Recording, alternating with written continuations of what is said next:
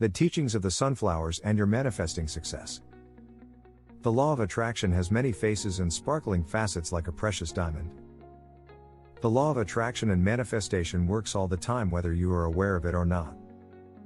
Some can manifest whatever they want and desire in life, some unfortunately struggle all the time to meet ends and keep up with ever-increasing problems, worries and failures. It is so because the ones who succeed effortlessly are using the universal laws of manifestation to their advantage and the others to their disadvantage. The secret to unlimited wealth in your life is to learn how to create deliberately what you desire and dream of in your life. Luckily, you have come to the right place to learn how to manifest success. How would you like to master the secrets of the laws of manifestation and become a co-creator with the universe? Would you like to see and experience your dearest and deepest dreams come true? Do you want to learn how to wish for something, smile and watch the life of your dreams simply unfold before your eyes? If you said yes, I want all of that, then read on and let all your senses, your heart, mind and soul learn from the sunflowers. I call this most amazing experience the manifestation teachings of the sunflowers. Because sometimes the universe has mysterious ways of teaching us lessons for our own good so that we learn how to use the universal laws with purpose, faith and get the kind of results that we had been only dreaming of in the past. Years ago, I had a burning desire to have sunflowers in my garden, and as I began to see tall and wonderful flowers in my mind's eye, I bought seeds even though my gardening skills were not high in that time. Nevertheless, I trusted in nature and chose a nice patch under my window to plant the seeds, for I wanted to see the flowers every morning.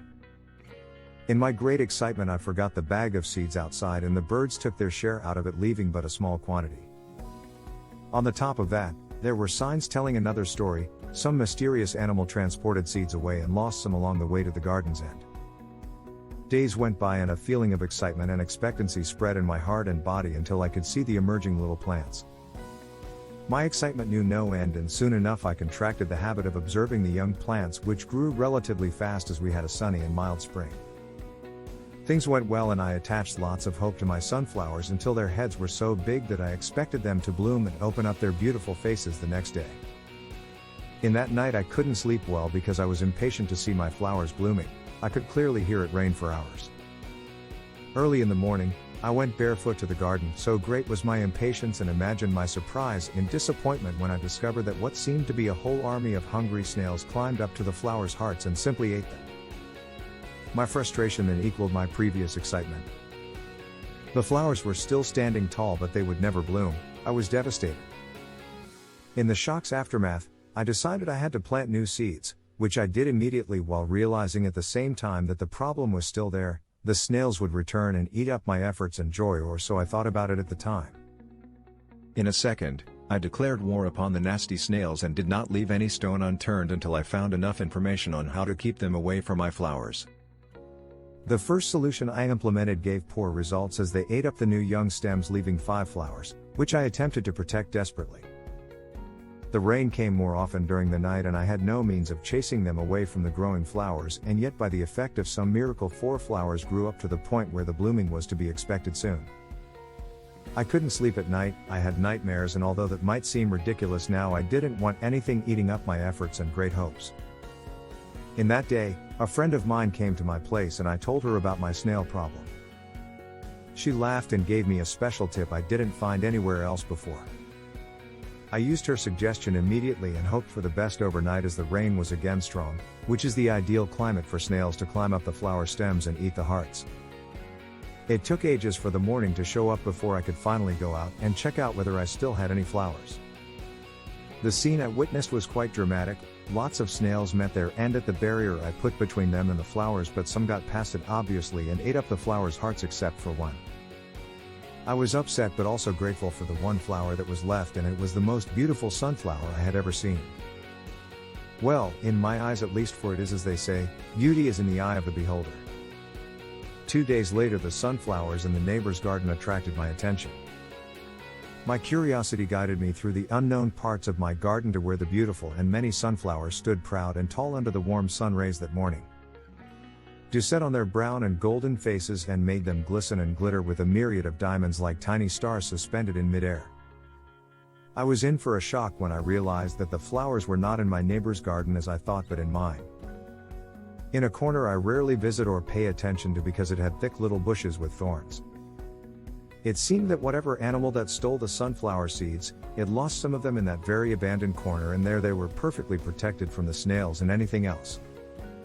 The sunflower's teachings. What can we learn about manifestation? I got my sunflowers in mysterious ways, nothing got lost after all, and I learned through that delightful surprise that my strong desire to get beautiful sunflowers bore fruits even though my fight against the snails was not too successful. It did not happen where I thought it should happen, but some weird circumstances and some mysterious bushes, I thought were the ugliest plants on earth, protected the seeds from the voracious snails and offered me plenty of sunflowers. After that incident my gardening skills improved, and I learned to not dismiss anything based on its looks, for it might be the one thing that has the potential to make something work perfectly and my dreams come true. Even though one wish didn't come true exactly the way you wanted it to be, there is always a great lesson from observing where and how it came true in a different way. So being open to possibilities that might be unknown to you at a time might lead you to your heart's desire in an easy and relaxed manner. The weird incident was like a miracle to me, and although I cannot explain it in a logical way, it made me aware of much greater laws and forces at work in the universe. Let go and trust that what you want will come to you in ways that you could have never seen before. Be prepared for a delightful surprise. I learned that I did rush into my decisions because my choice of the spot to plant the seeds was not the best. Moreover, after the first evidence that the snails seemed to like the spot where I planted the seeds, I should have taken a different approach and planted them somewhere else. Perhaps more drastic protection means would have helped. And as I come to think of it, many spots would have been a better way to go about it, in the sense of gathering some practical experience about the good and less than good spots for the seeds. The stress and nightmares I suffered were unnecessary, and I learned to be more relaxed when engaging in any experience. It certainly taught me to try on many spots and to take into account the results that occurred after that. The most touching discovery was that I got the flowers even though I did not have all the experience I needed to handle the project at the time. And the greatest of all lessons was when I discovered that my neighbor planted a whole field of gorgeous sunflowers. My dream came true in so many ways that I was grateful for the whole experience. Where I worried much, my results were not too good, and where I didn't expect anything, I got more than I asked for. It truly pays off to observe where your manifesting efforts are blooming and do more of that.